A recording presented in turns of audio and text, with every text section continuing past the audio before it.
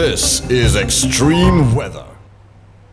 மேல் சபரகமுவ மற்றும் வடமேல் மாகாணங்களிலும் காலி மாத்தறை கண்டி மற்றும் நுவரெலியா மாவட்டங்களிலும் இடைக்கிடையே மழை அல்லது இடியுடன் கூடிய மழை பெய்யக்கூடும் என வளிமண்டலவியல் திணைக்களம் தெரிவித்துள்ளது. ஊவா மாகாணத்திலும் மட்டக்களப்பு அம்பாறை மாவட்டங்களிலும் மாலை வேளையில் இடியுடன் கூடிய மழை பெய்யும் எனவும் தெரிவிக்கப்பட்டுள்ளது. இடியுடன் கூடிய மழை பெய்யும் சந்தர்ப்பங்களில் காற்றின் வேகம் அதிகரித்து காணப்படும் என்பதுடன் மின்னல் தாக்கங்கள் தொடர்பில் அவதானமாக செயற்படுமாறும் அறிவுறுத்தல் விடுக்கப்பட்டுள்ளது. இதனிடையே 5 மாவட்டங்களின் பல பிரதேச செயலக பிரிவுகளுக்கு மண்சரிவு அபாய எச்சரிக்கை விடுக்கப்பட்டுள்ளது.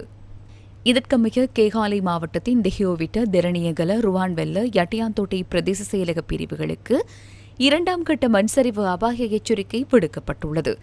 ரத்தினபுரி மாவட்டத்தின் குருவிட்ட, ரத்தினபுரி, ஆயகம, எஹிலியகுடை ஆகிய பிரதேச செயலக பிரிவுகளுக்கும் 2ஆம் கட்ட மண்சரிவு அபாய எச்சரிக்கை விடுக்கப்பட்டுள்ளது. இதேவேளை கொழும்பு, களுத்துறை, கேகாலை, நுவரெலியா, ரத்தினபுரி மாவட்டங்களின் சில பிரதேச செயலக பிரிவுகளுக்கு 1ஆம் கட்ட மண்சரிவு அபாய எச்சரிக்கை விடுக்கப்பட்டுள்ளது. மண்சரிவு அபாய எச்சரிக்கை விடுக்கப்பட்டுள்ள பகுதிகளில் வசிக்கும் மக்கள் மண்மேடுகள் இடிந்து வீழ்தல், கட்பாறைகள் சரிதல், மரங்கள் முறிந்து விழுதல், நிலம் தாழிறங்குதல் உள்ளிட்ட அனர்த்தங்கள் தொடர்பில் அவதானமாக செயற்படுமாறும் அறிவுறுத்தப்பட்டுள்ளது.